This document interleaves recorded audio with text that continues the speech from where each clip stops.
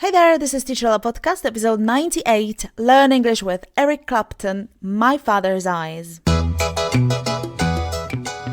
My name's Ola and I'm an online English teacher. I teach through one-to-one classes and I want you to know that I believe you can eliminate your language blockade. I've overcome a massive blockade myself and I know how to do it. This podcast is for you if you're an English learner who wants to speak English with more confidence and get rid of speaking barriers. You'll boost your vocabulary, brush up your grammar, improve your pronunciation. Go to my website for full transcripts and worksheets to each episode. Happy learning!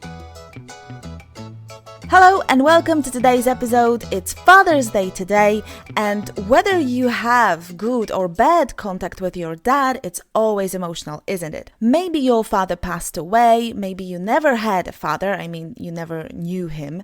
Maybe you had to cut ties with your father, maybe your relationship is tough, or maybe you're best friends. Whatever your situation is, today is the day to kind of think about this bond, and I picked a really emotional song by Erica Clapton. Let me give you some song facts, then we'll go through the lyrics, then practice speaking English by repeating the sentences out loud. Let's jump right into the song facts. My Father's Eyes was inspired by the fact that Eric Clapton never met his father, Edward Freyer, who died in 1985. Describing how he wishes he knew his father, the song also refers to Clapton's son, Connor, who died in 1991 at age 4 after falling from an apartment window.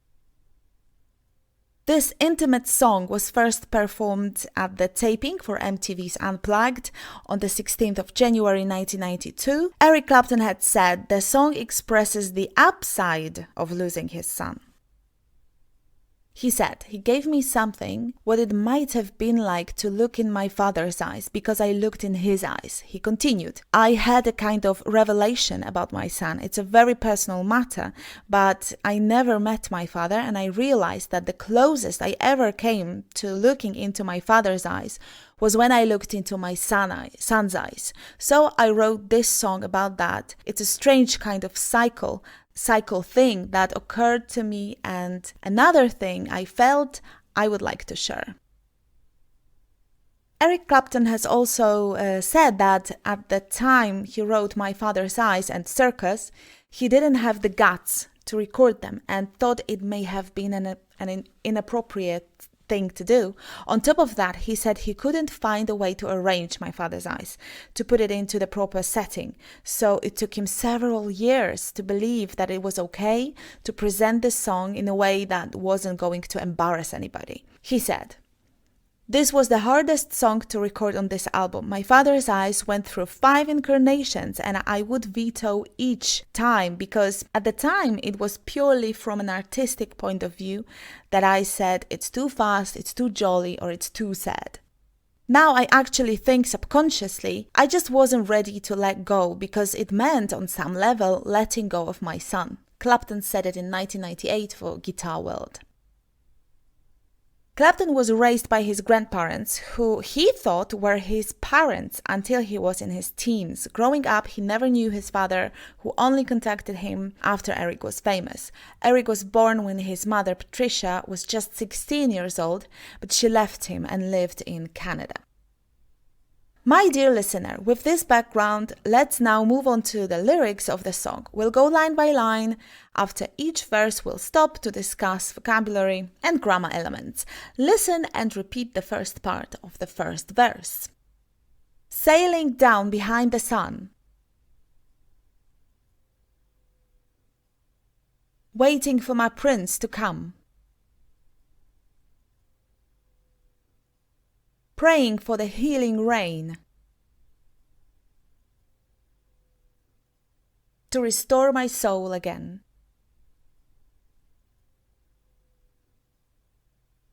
Sailing down. To sail. It means to travel on water using sails or an engine, to control or travel on a boat with a sail, especially as a sport. But there's one more meaning of this verb, and it's to move quickly and smoothly in a particular direction. When it refers to people, it means that someone is moving in a confident manner. For example, she sailed past, ignoring me completely. She sailed past me. She moved past me in a confident manner.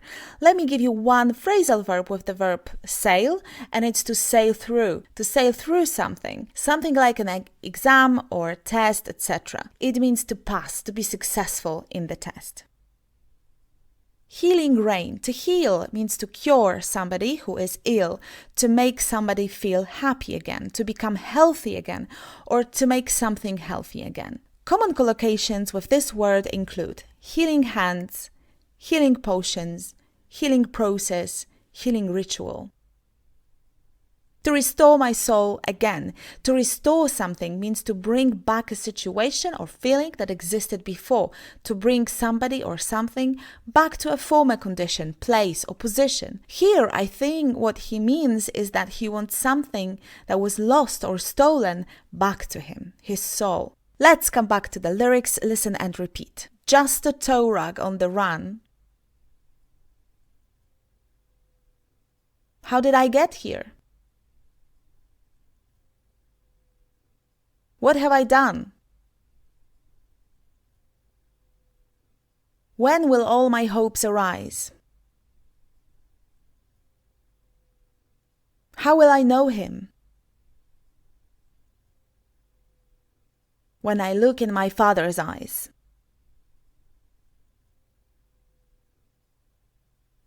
A tow rag. Originally, this word was used to denote a rag wrapped around the foot as a sock. It's a British slang term used as a rude and offensive way of addressing somebody you don't like or that you are angry with. A tramp, a worthless person. Erica Clapton said he used the word tow rag because he was trying to paint an endearing picture of himself. On the run, to be on the run, to be trying to escape or hide, especially from the police. The second meaning is to be very busy and continuously rushing about, continuously active and moving around in a hurry. She always eats breakfast on the run. How did I get here? How did I end up here? What happened to me? It sounds like he was shocked, dumbfounded or overwhelmed at where he is now. What have I done? Maybe, just maybe, you are asking yourself now, wouldn't it be correct to use past simple in this case? What did I do? Why did he use the present perfect tense? What have I done? Both sentences in both tenses are correct, and as always, context is everything. It navigates your tense choice. First of all, let's state that both those questions can denote ignorance, so I really don't know, I need an answer, tell me, what did I do, I really don't know. Or in present perfect, tell me what have I done, I really don't know. At the same time, they can be denoting realization, so I know my actions very well and I can't believe what happened or what has happened. Intonation has to change a bit, obviously, and it may sound something like this. Oh, now what have I done? Or, oh my God, what did I do? Hopes arise. To arise means, especially of a problem or a difficult situation, to happen, to start, to exist. This verb to arise is irregular, so please listen and repeat past and past participle forms of it. Arise, arose, arisen. What can arise? Opportunities arise, questions arise, problems arise, needs arise. Okay, we're doing great. Let's not stop. Let's move on to the next verse. Listen and repeat. Then the light begins to shine. And I hear those ancient lullabies. And as I watch this seedling grow, feel my heart start to overflow.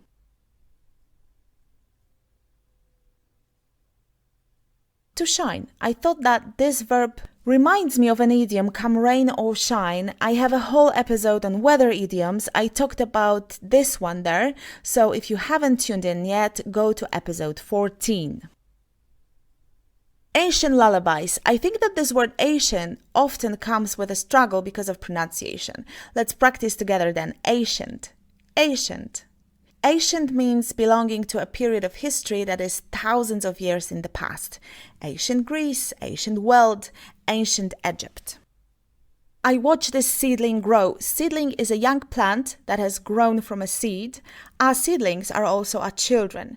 He was then referring to his son. To overflow, to be so full that the contents go over the sides. For example, the bath is overflowing. Let's come back to the lyrics, listen and repeat line by line. Where do I find the words to say?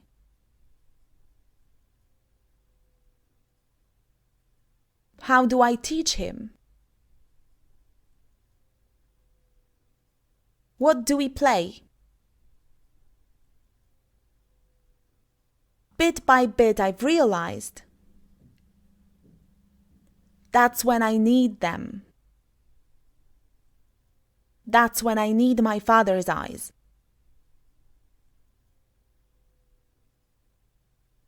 Where do I find the words to say? He asks himself many questions in the song, but I want you to notice that all those questions contain an auxiliary verb do. So please don't forget that a vast majority of your questions need to have do or does. Of course, there are indirect questions and subject questions, but that's the idea for another episode. Well, where does he work? What do you do? Where do I find the words? How do I teach him? What do we play? Bit by bit means gradually, a piece at a time. Bit by bit, I was starting to change my mind, for example. I've realized. To realize means to understand or become aware of a particular fact or situation. At some point, I realized I didn't want to teach in a kindergarten, so I stopped. At some point, I realized I didn't want to teach in a kindergarten. The second meaning is to achieve something important that you very much want to do. We all want to realize our dreams, don't we?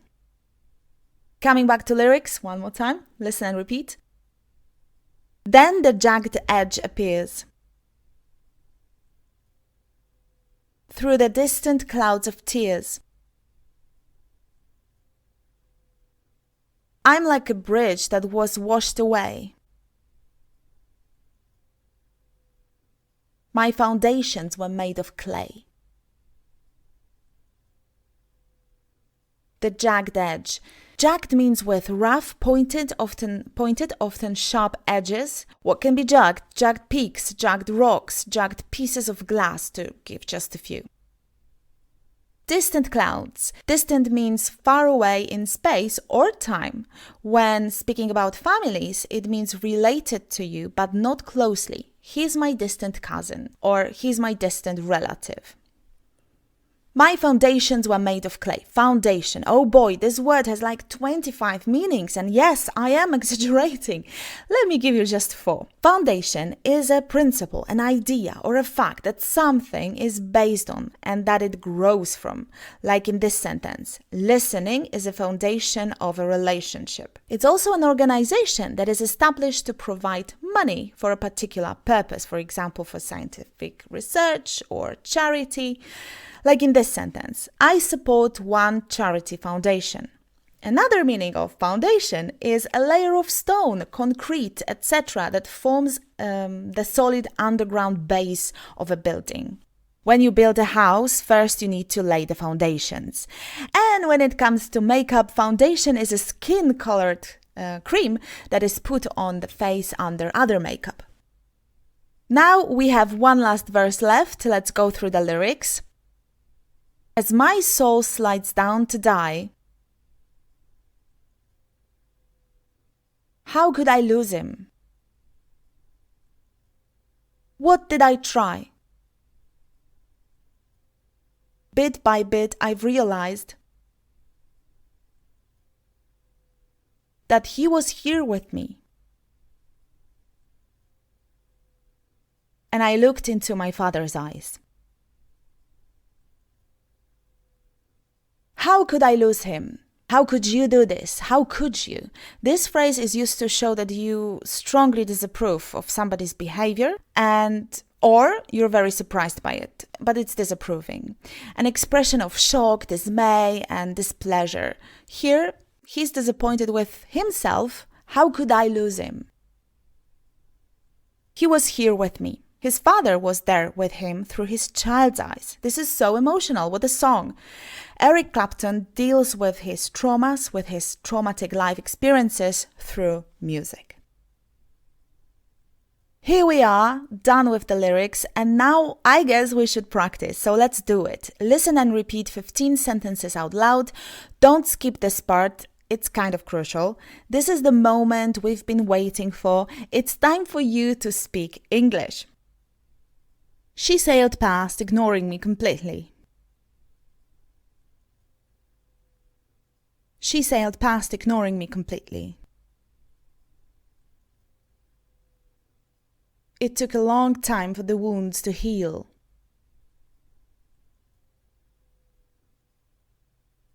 It took a long time for the wounds to heal.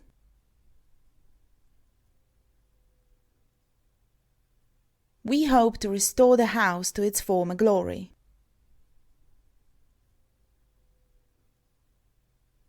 We hope to restore the house to its former glory.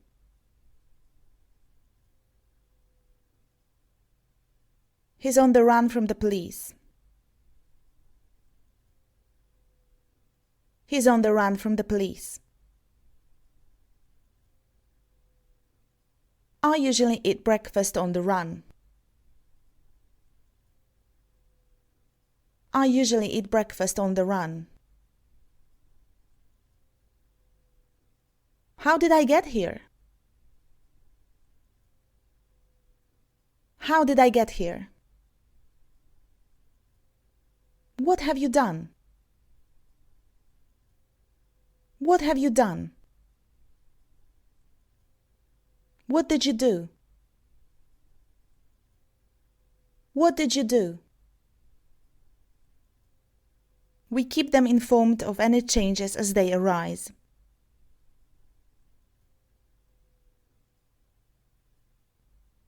We keep them informed of any changes as they arise.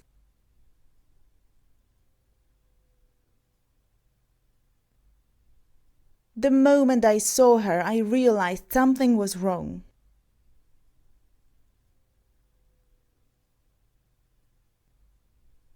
The moment I saw her, I realized something was wrong.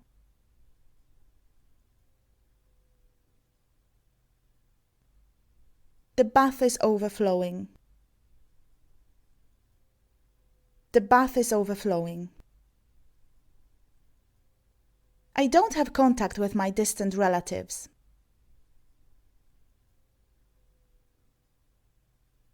I don't have contact with my distant relatives.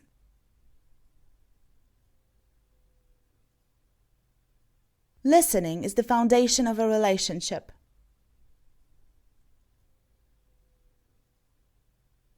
Listening is the foundation of a relationship.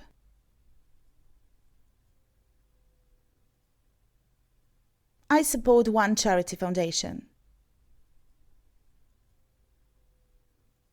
I support one charity foundation. How could you do this? How could you do this? Brilliant! Thank you very, very much for being here, for doing all the work. Speaking of work, there's homework waiting for you. It's in your inbox. It's a worksheet. If you haven't subscribed to my email list yet, it's high time to do it. Go to teacherola.com/98 and download the worksheet. This time it's a gap text. Your task is to listen to My Father's Eye and complete the missing words. Well, finally, let us list all the phrases and words we've covered today.